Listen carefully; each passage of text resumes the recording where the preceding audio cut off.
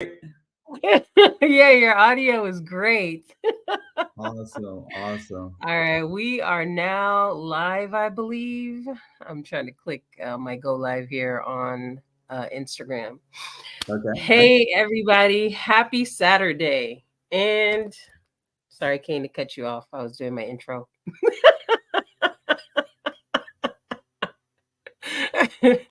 Welcome, everybody, to Fran and Friends podcast on Spotify. As you know, this podcast is about bringing healing when we find ourselves in self discovery. And so, healing can take parts in every aspect of our lives. So, if it's something that is affecting us mentally, it could show up in different ways. And so, today's way, we'll be talking about the fear of finances with Kane. And that's K.A.I.N.E, which K.A.I.N. Nicholas is going to share a little bit about his company and the principles of money, how they work, and then also too just whatever questions that people might have with their connection with money is, because I think it's a mind thing first. Kane, welcome. Thank you so much. I'm really excited to be on the Friend and Friends podcast. Again, fear and finances. It's what a topic. I've had an opportunity to be a financial coach, a financial advisor, a financial insurance broker, and would be a CFO, and would consider, welcoming the title expert when it comes to finance, as I've taken and gotten licenses in many different areas, and my passion has always been to bring, or to de-risk, or to take away the fear of finances and money, because it has eluded certain communities for such a long time. And so there's power in knowledge of finances, and how once you understand certain terms, and understand certain, um, strategies, it can really enhance your everyday quality of life, and impact your family and friends. Yeah, So I felt like that I didn't name the title today right because um you came from foster care to CFO, and I think that probably would have been a more appropriate title. Yeah, Master of Finances, definitely. absolutely, and again, there's so much, right, when it comes from foster. So a little bit about me is that I've had, trauma affected me in my early life, and that trauma, if not dealt with appropriately, because there's no manual for life, but ultimately, how do you don't understand how, as a young person, you don't understand how that is internalized. You don't understand how it manifests, and how it affects you as a growing professional. And so, Mhm. having been in foster care, and having the opportunity, or the grace, actually, for my biological grandparents to retrieve us out of the system, that not only did the trauma have its effect, but, being in foster care, being, away from people who didn't birth you, right? And so there's an unexplainable feeling of existence, Mm, that one can have, but that ultimately we all get to a place where you start to ask yourself, well, where do I fit in this world? And so, as you go into those journeys, you pick up survival and coping mechanisms to helping you get through. And so it's really important that, as you're putting on this armor, to as an adolescent, as a young adult, as a even as a mature adult, or a grown person, that you have this armor on, but this still the skin at the end of the day.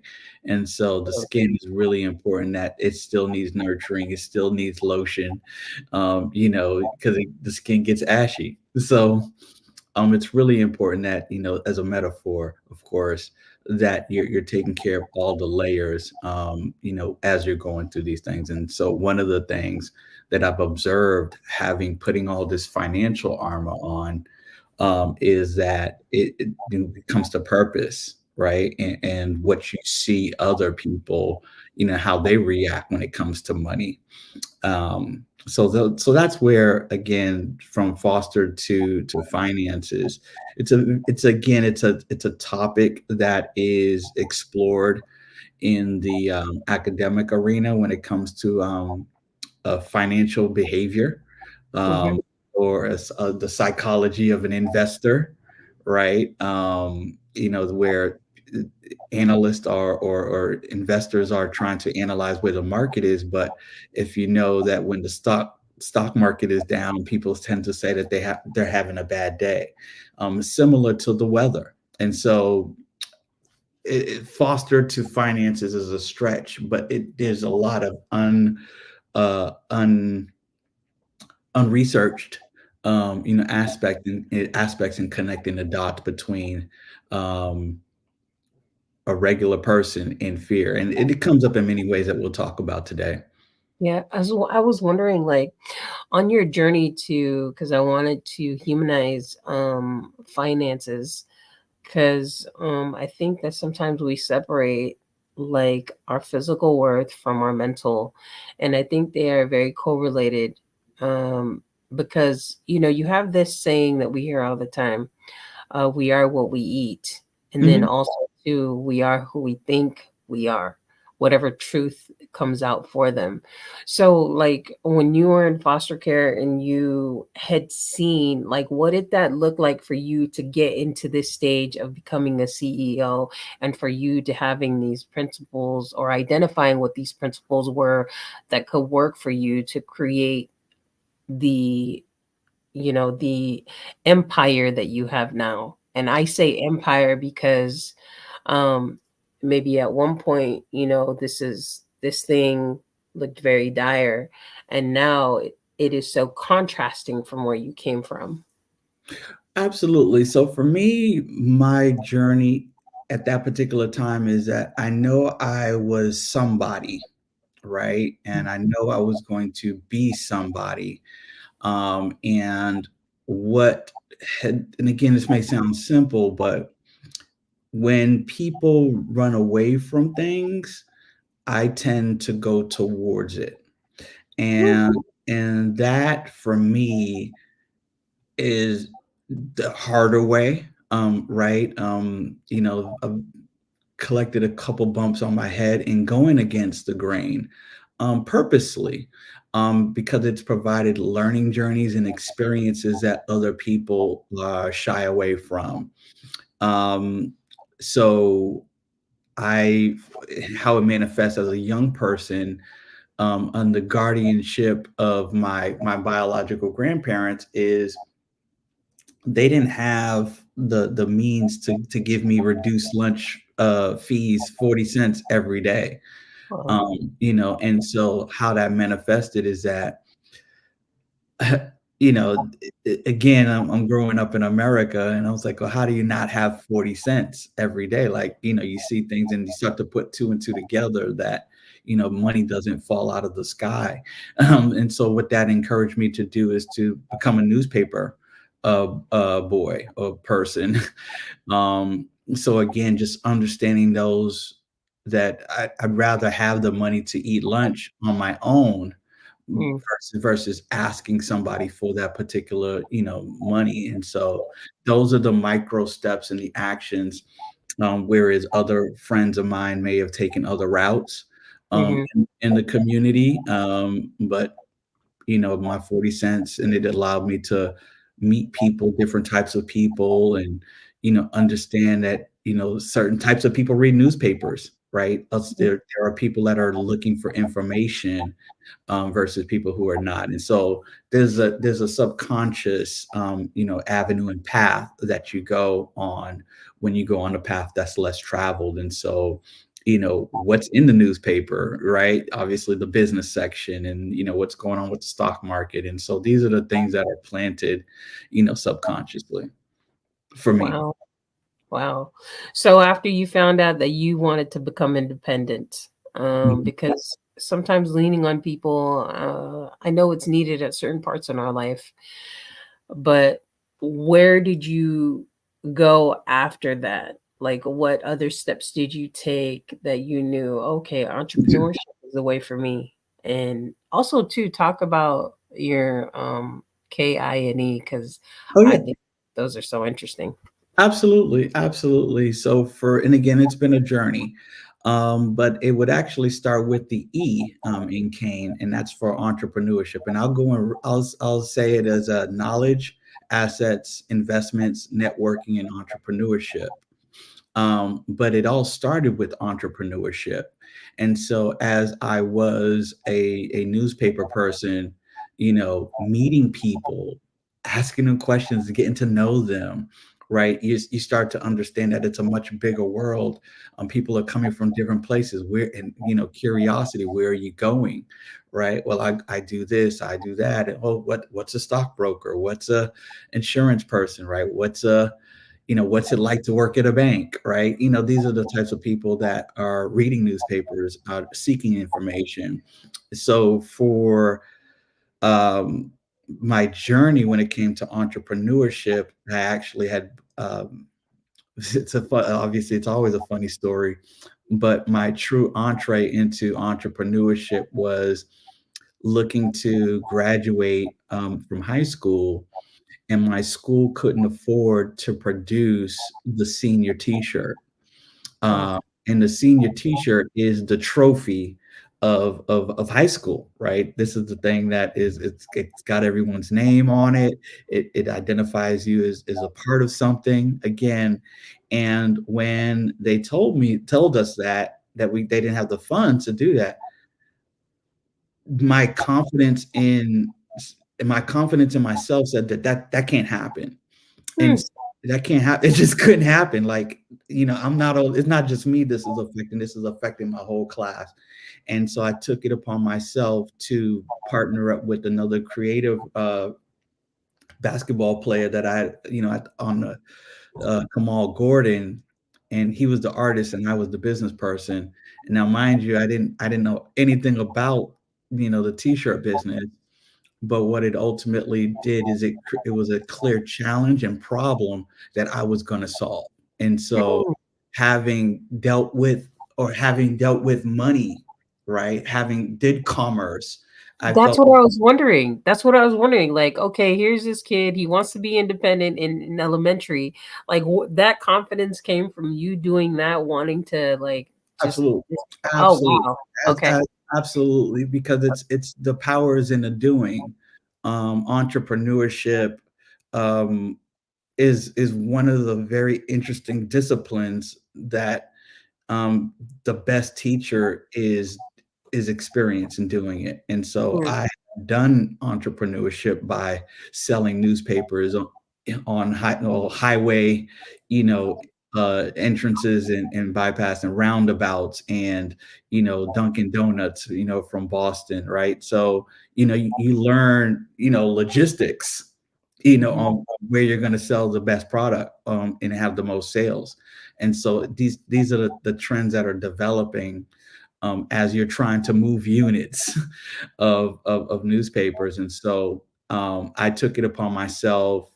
I had the creativity and I had the network.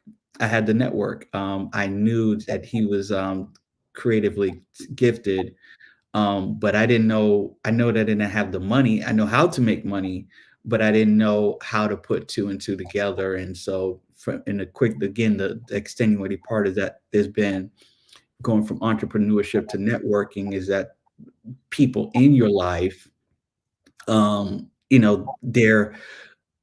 they're also looking to connect the dots, right? And so I found well, the first action that I took, Fran, was to actually go through the phone book. So I am that old.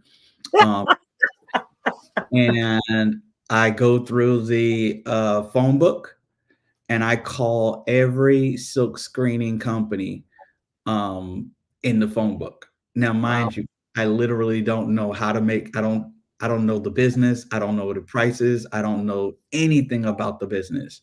Is this And in Jamaica or this is in Boston? this is in Boston. My family's from Trinidad.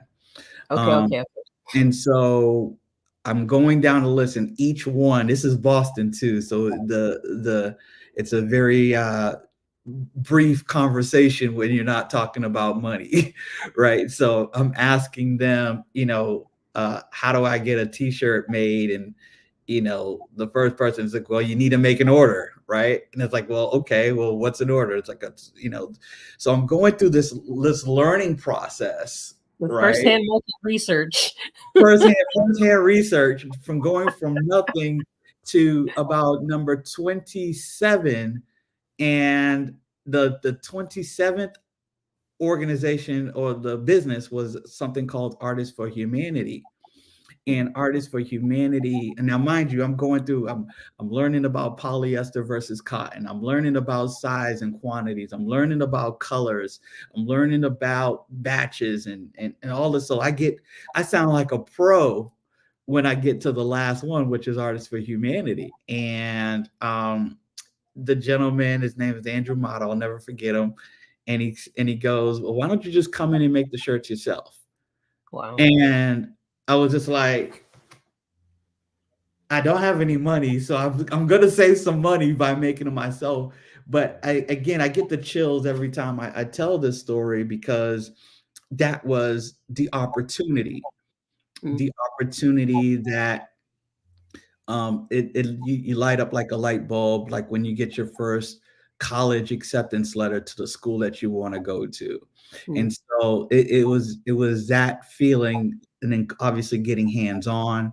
I was able to not only make the design the shirt with my partner, but a creative way on how to attain the deposit, which gave me a lot more confidence, because making something out of nothing is where entrepreneurship lives. And so so that did you particular, guys do like a pre-sale?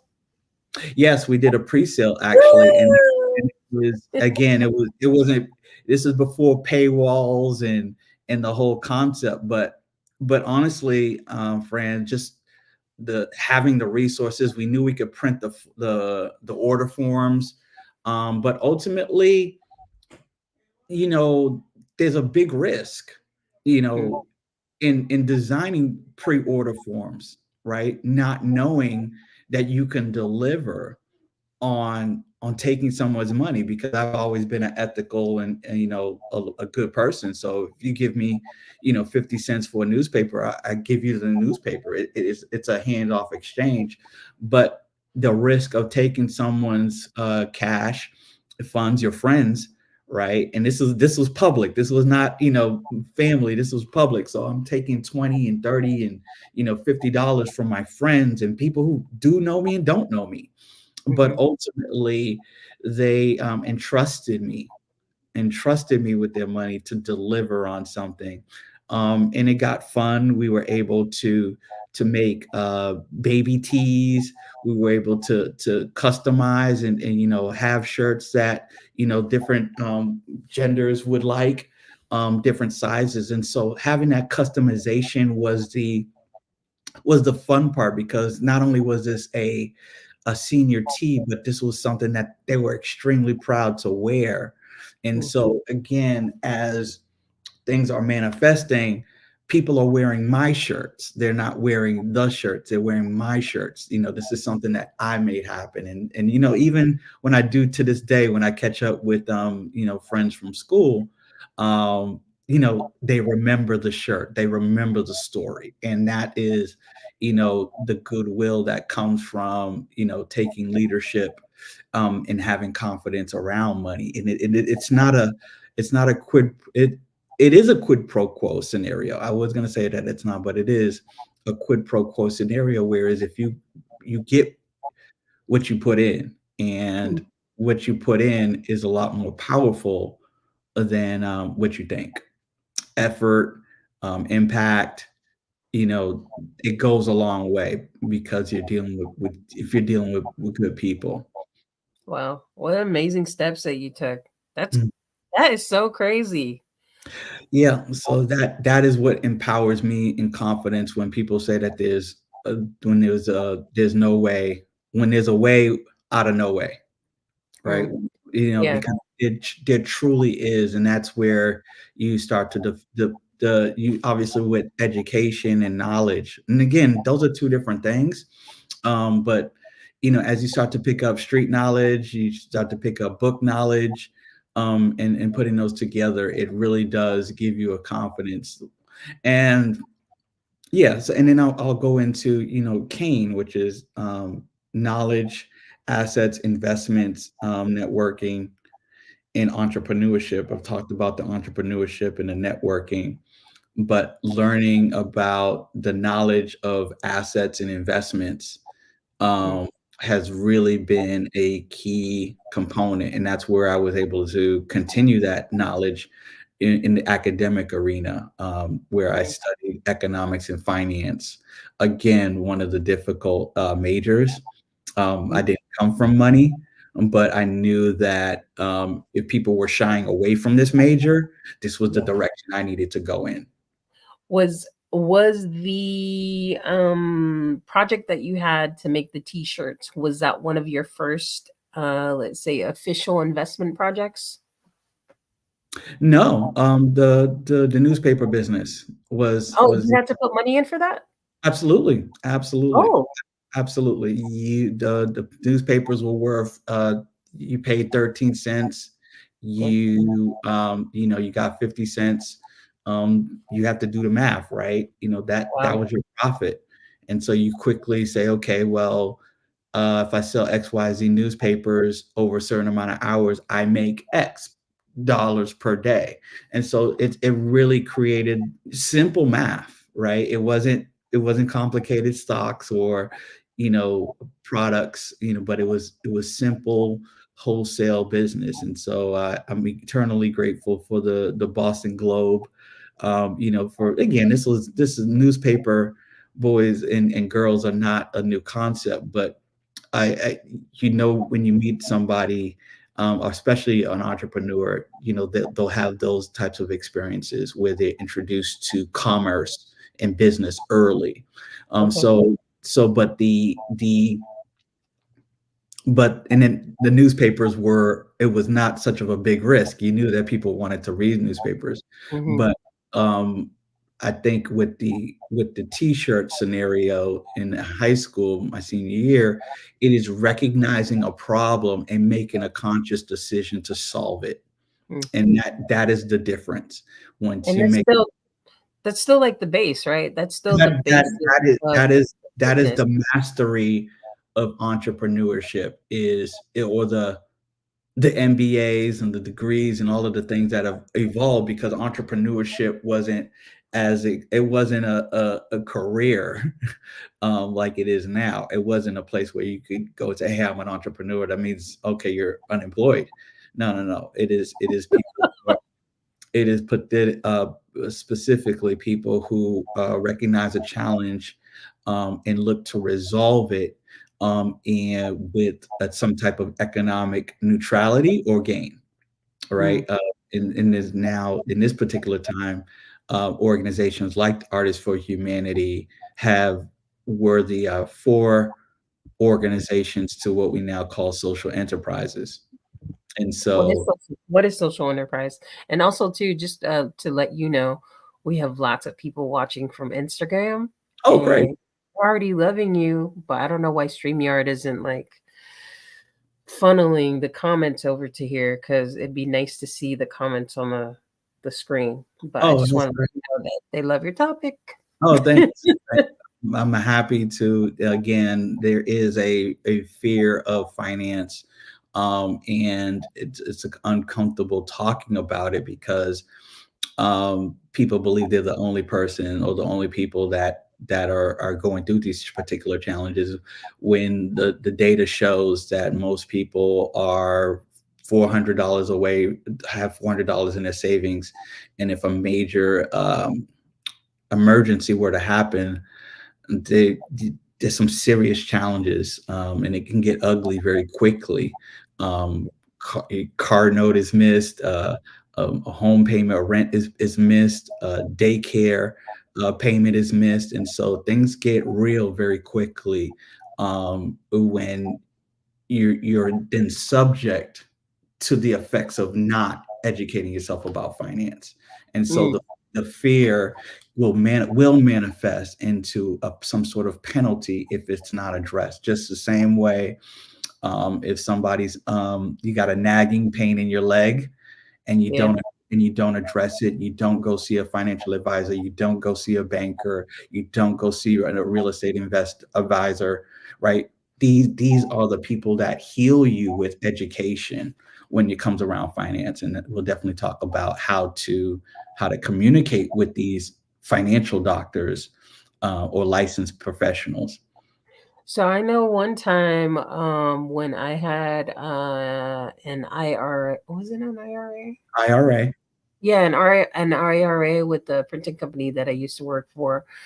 I had like $10,000 in there and I ended up using it. I don't know for what, but I know that it was an investment. But it would have been good in that situation for me to have this conversation with somebody to help educate what this could do for me. Mhm. Uh, because the idea was in my head, it was the immediacy that I was after. Okay, I could use this for this, but not really looking at this as a long game because coming like yourself, somebody that didn't come from money, I really didn't know what to do with that. Mhm. So in those kind of situations, it would have been definitely good to have a conversation with somebody like yourself. But once again, you said somebody that's ethical, somebody that I could trust, because this Absolutely. is uh definitely an area where emotions could Mhm. Absolutely, absolutely. So if I could jump in on a situation where a lot of people are, but I'm currently not a investment advisor, an active one, I should say that. So I just want to Mhm. put that out there because it's a very high compliance industry, but nonetheless, in general advice, my journey and my confidence started with opening up my financial mail. And Yeah, so that's where you have to meet these people and individuals where they're at as well. Not that they're better than you, but there's a certain level of knowledge that we can attain as everyday people. And so we talked about the concept of fear and finances. People are afraid to open up their mail, and people are afraid to pay their bills on time because if they pay this bill, what is it taken away from, right? another yeah. Right, and not understanding the dynamic. People are afraid of telling other people their credit score, right? Mhm, mhm. Here's what I do know, and I joke with people when I'm comfortable with them. Is here's what I do know about your credit score. It's between 300 and 850. That's what I do. That's what I absolutely know. So whatever you tell me, it's just going to be a number in between that, Mm, right? And so facing that reality, okay, and unfortunately the industry puts people in clumps. So either you're between 300 and 400, 400 and 500, 600 and 700, 700 and 800, and then 50 to criminal. If you're in those, there are profiles, you are treated differently. mm. But if you're afraid to look, if you're afraid to understand what's on your credit score, if you're afraid to understand that your credit score and your credit report are two different things, What? they are two different things. And Well, so, let's talk about it since you're talking about it. well, your credit score is a number. It's a number that by Fair Isaacs, FICO, Fair Isaacs, again, corporation America or something like that. But please bear with me. But the Fair Isaac number is a number between 300 and 850. I do forget what the max score is now. And interesting enough that people make decisions on your life, how you are charged based on this number. Um, and so this number is a secret number, right? It's a secret number because if it's not If it doesn't show you how to calculate it, it doesn't truly take into account things that you may have where you may have good credit. So, for example, um, let's say you borrowed $200 from your grandmother, Mhm. right? Is she gonna you pay her and you pay her back? Now, your grandmother's your most respected person. You pay it back, but she doesn't report that to Fair Isaac to the corporation. Can Right? she? I think a certain amount. Yes, she can, but she would have to pay to do that, Oh, okay, okay. I right? was curious. She's not a creditor. She's lending her grandbaby some money, Okay. right? Mhm. But ultimately, where we shop and we get a credit card at various stores, they report to an agency. So, and again, with this knowledge, what's on your credit report is not necessarily represent. No, sorry, your credit score does not necessarily represent who you are as a person. Mhm. Now, I've always known that I've been an ethical person, but my credit score was something different, right? I totally get that. So we have this conundrum. It's like, well, I'm a good person. You should give me this car at an affordable rate. You should give me this mortgage at an affordable rate because I'm a good person. Mm, But the history, the paperwork says something different, totally. right? And so that's what I started to understand and build confidence that I would never let a number define who I am, right? Oh, Because it's not who you are. And that is the number one mentality or the thought that people have that they beat themselves up with. Your credit score uh, is not you, don't let a number define who you are.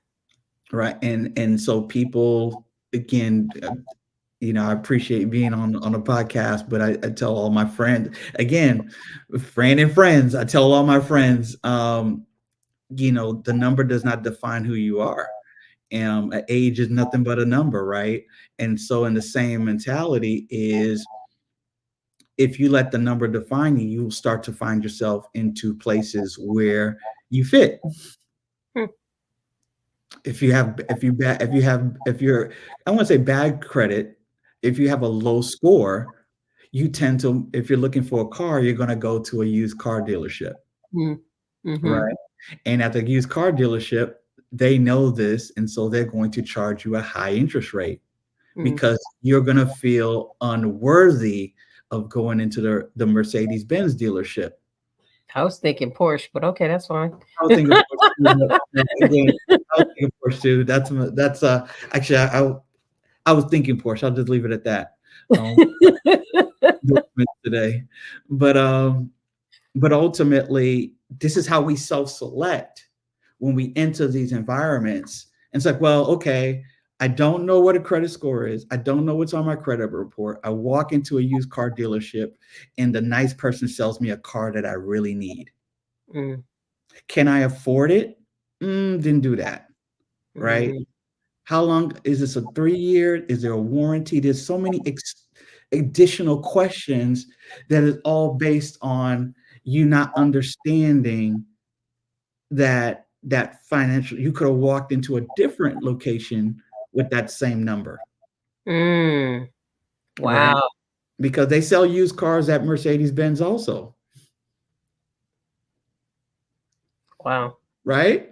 They call it Yeah. they call it something different. They call it least gently used, least, pre-owned, right? Pre-owned, right? Gently used. Pre-owned, like new. We have a 200, check on it to give you the confidence that this is not a buck. 500 point inspection. Absolutely, 500. What? There's 500 points to check, I don't know. I believe I've seen it before. I don't know. right? So all of that, but you see the difference. Mhm. You walked into a dealership, used car dealership, and versus going to the other place, where you could get a car, and get a better car, possibly, right? And possibly for a lower interest rate. Possibly a lower interest rate. And so, because car well, at one point in my life, I had a license to sell cars. Not as a dealer, but as an agent. But ultimately, um, people want to sell cars. So Mm, if you're a warm body and you walk into a dealership, they're going to do their best to sell you a car before they even know your number. wow. So that's what we don't know when we're walking in. What we don't know is our credit scores. We don't know that we can negotiate things. But I'll go lean into the second part, which is your credit report. Mm, So knowing what's on your credit is important. wow. No, I'm still blown away by like, okay, if my so right now my number is I think I'm at my low sevens, like maybe 703. sure, sure, So I could still take that same credit score, go to either Mercedes, Porsche, or Honda, and I could still identify whether I can qualify for absolutely. a car that I want. That's Well, crazy. but I would again, never thought you could walk into Porsche or one of those, or one of the high-end car dealerships with like a seven something. why not? But again, there's two parts to understanding the separation between your score and the report. Mm, You just said it. You didn't feel empowered with the number 700. Let's say it's a 700, 725, right? Let's say it's a 725. What you don't know, and first of all, that's all you know, right? That's all because right. you left one place and they told you your score, and you kicking rocks, and you go to the next one. You say, all right, let me just try Porsche and see what they got for me, right? Hmm. The weakness in your approach is, and this is for everybody, is that you don't know what's on your report. You don't know the history. You don't know the types of credit that are on your report. You don't know if you have any lates, Mm. right? So this is when they say, I got to go talk to the manager, right? You're like, oh my God, am I going to the principal's office?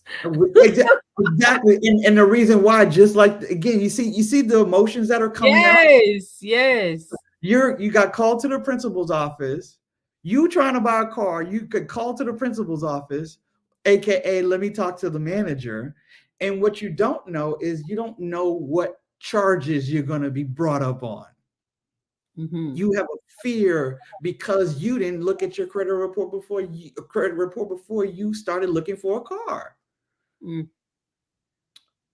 You see what I'm saying? So you're at a Yeah. disadvantage for something that you want. Yeah. Okay.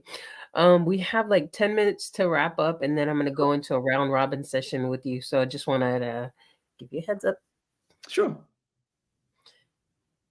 Oh no, I think you were on. So we did E, we did N, we did I, and then A is next. So let me go back into the A and the I. The A, assets. And so everybody has assets. Your bank account is your first asset, Mm, right?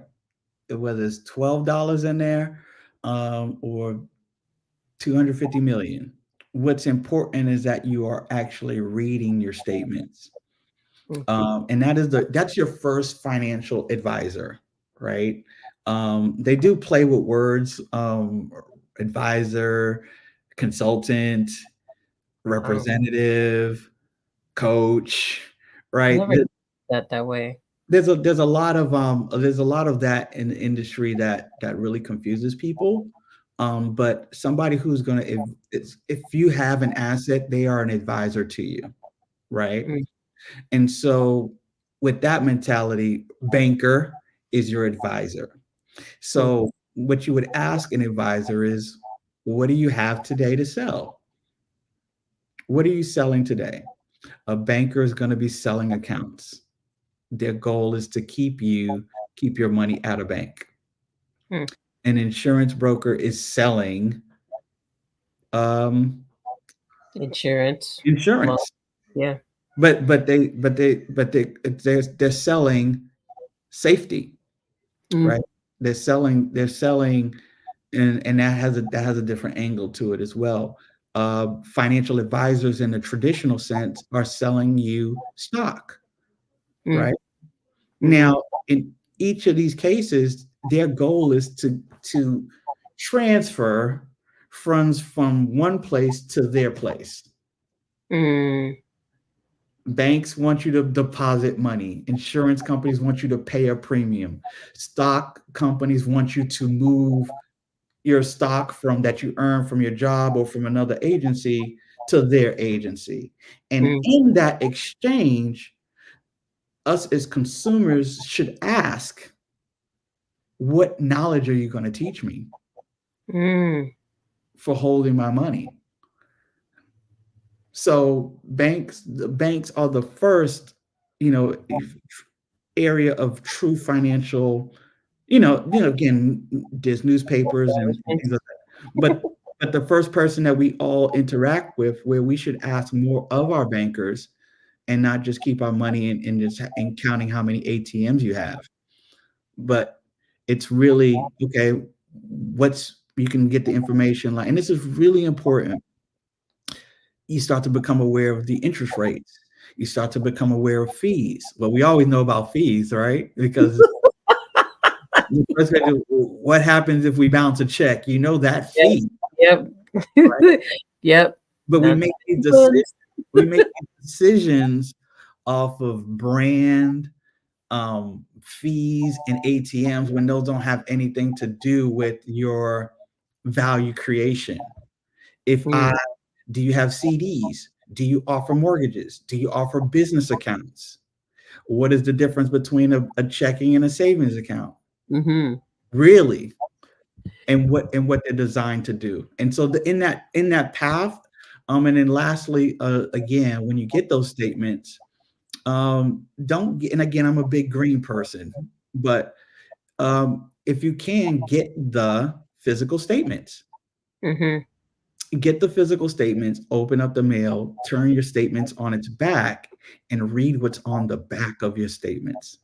mm. That is the beginning of your financial literacy.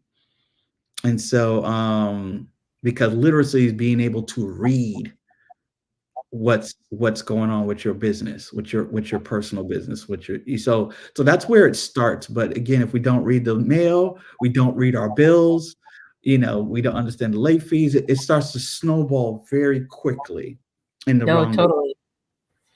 I So, was thinking about, like, when I first went to a bank when I was younger, it's like, okay, I signed up. Hey, we have all these great features, but it's like I don't know what to do with this information.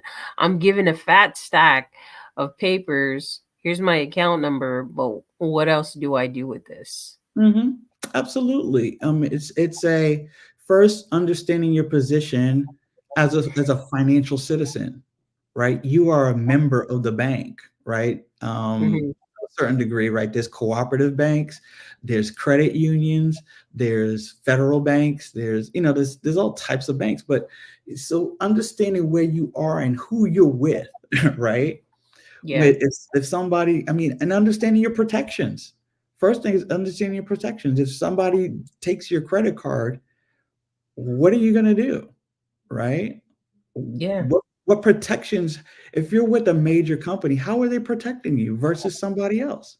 And so understanding your defense is most important because this money is very hard to get, right? And you're entrusting a bank to hold it for you versus you call them up and they say, well, you lost your money, good luck, bye, right? And so the hmm, relationship that you have is where you're at. And so with that same question that you posed, go back to the banker. If it's a, hey, I appreciate, I'm so happy to have an account with you, or I'm not so happy to have an account with you. Can you explain this? Can we set some time and you explain to me this law and how this affects me? And that's how yeah, you start to learn the relationship again, from entrepreneurship to networking. You start to learn who's going to help you and who's not, right? yeah, And you start to and that's the most important thing, is the relationship, is how they treat you. And that's why a lot of these corporations are able to treat us this way, because we don't ask them any questions. I was gonna ask that, like, because I feel like just the word bank or institution, I feel like those words in my own experience is like, okay, I don't know what kind of questions to ask when I step into these places.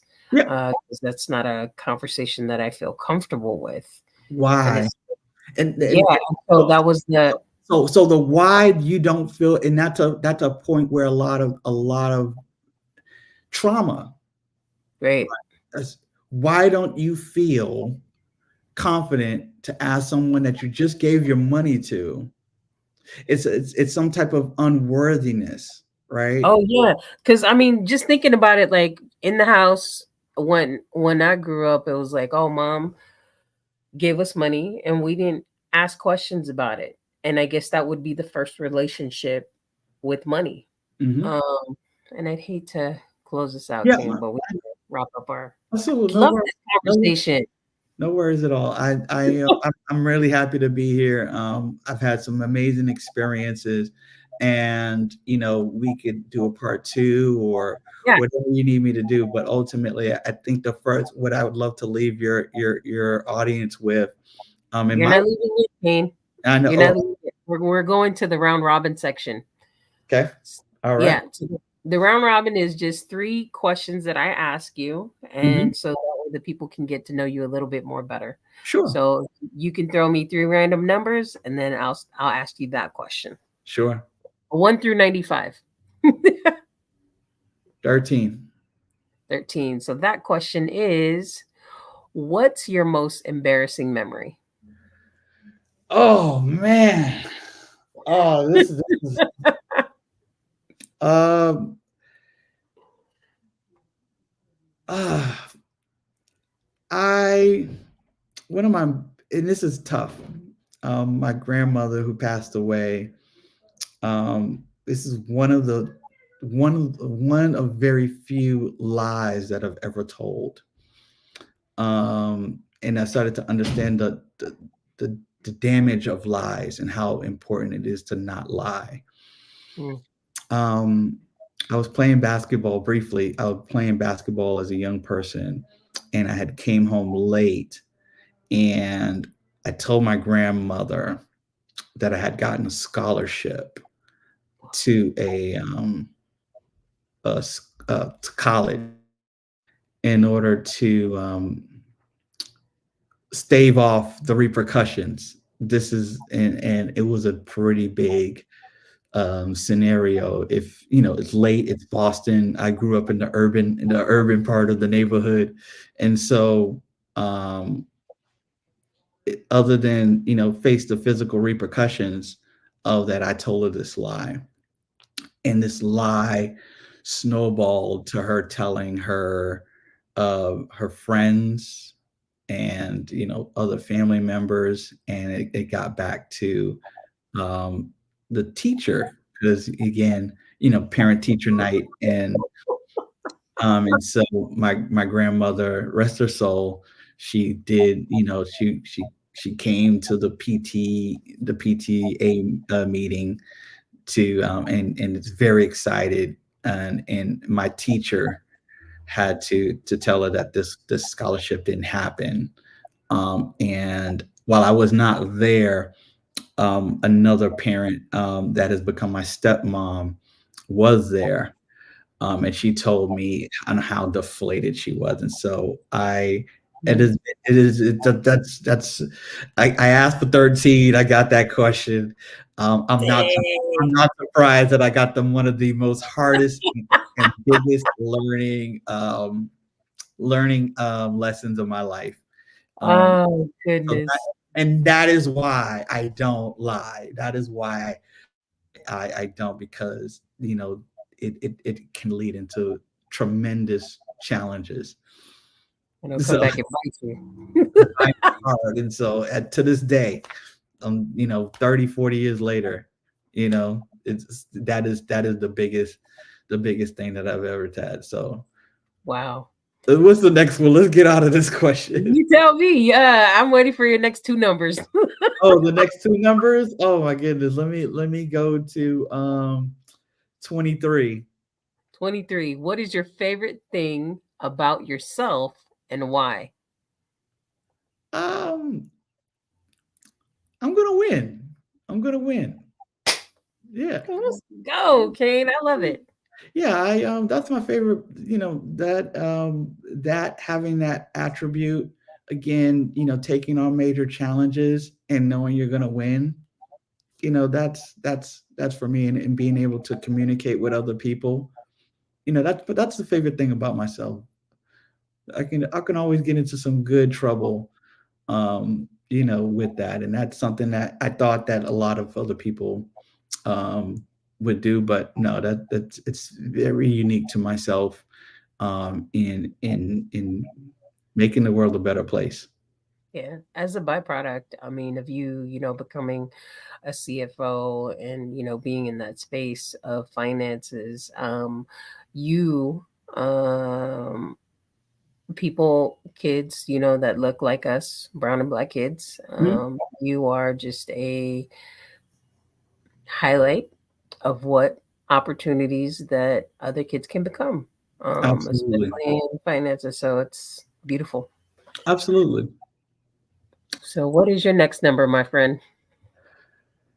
You said 95. Yep, Let me go for 93. 93. What's the most valuable lesson you've learned in life? Yeah, that was the what was for number 13. That was the most valuable one. Yeah, the most valuable lesson in life is to, if you have a choice, don't tell the truth, because when you tell the truth, you're able to learn and you understand where you're at, right?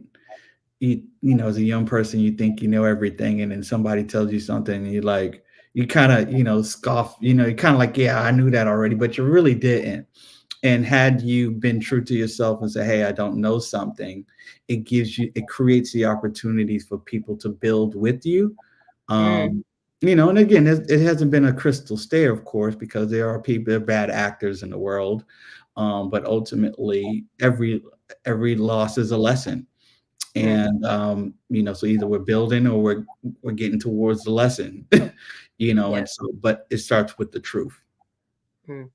Thank you for that, King. Um, you were gonna leave us with something for the audience, and then I also want to let them know where they can find you, either on social media or the various places Absolutely. the internet has. Absolutely.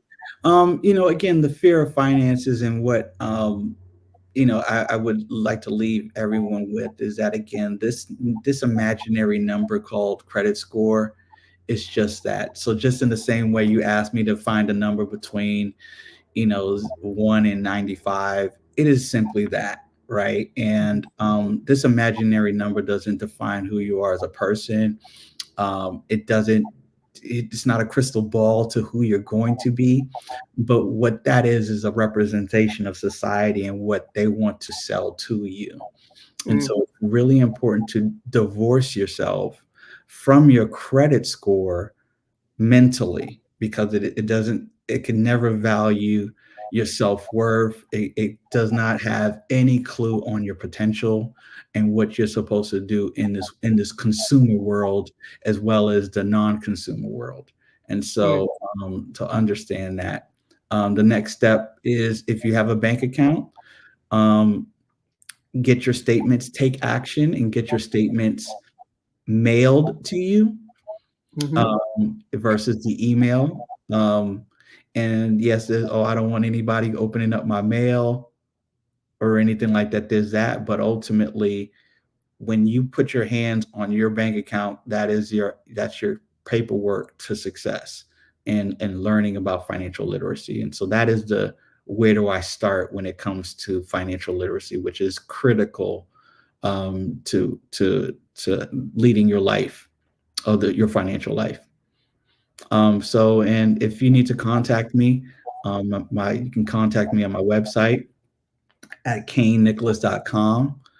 And it's K.A.I.N.E Nicholas, Nicholas.com. Pretty accessible. But I've had an amazing career, and looking to um, continuously improve it. So, but I'm pretty personable. If you have any questions, feel free to reach out to me. I appreciate it. I wanted to give you the full stage, K.A.I.N. Oh no, no worries. It's okay. It's okay. I appreciate that, but I don't have any cool piffs like Dr. Phil or anything like that. Any last words? But again, it's keeping it very real. I've been in some very big money rooms. I've worked with billions of dollars, but ultimately, how it impacts us is as a people of color. It's important to me that this knowledge and this comfort gets to the ground level, because we're all it's just numbers. It's just zeros and commas at the end of the day. Wow. Well, Ken, thank you so much for joining us. As you guys all know, or if you have not been with us until the end of the show, K.A.I.N has come from being a foster youth to CFOs, and like you said, working in rooms with numbers that'll probably blow the general public's mind. And he is a master at that. So I'll put all the links to find K.A.I.N. Thank you so much for joining us on Fran and Friends. And Ken, thank you. Why did I say Ken? K.A.I.N, thank you for your time, your energy, your wisdom, and appreciate you. Thank you so much. I appreciate you as well. We'll talk soon. All right, we'll talk soon.